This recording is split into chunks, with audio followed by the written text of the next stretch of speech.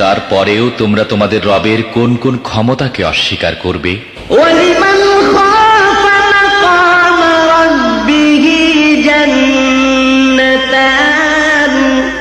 আর যারা তাদের প্রভুর সামনে হাজির হওয়ার ব্যাপারে ভয় পায় তাদের প্রত্যেকের জন্য দুটি করে বাগান।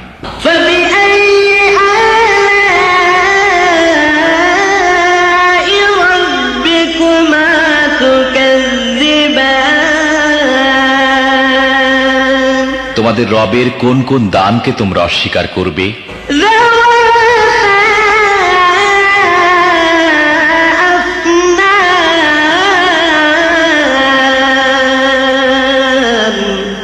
তরতাজা লতা পাতা ও ডালপালায় ভরা।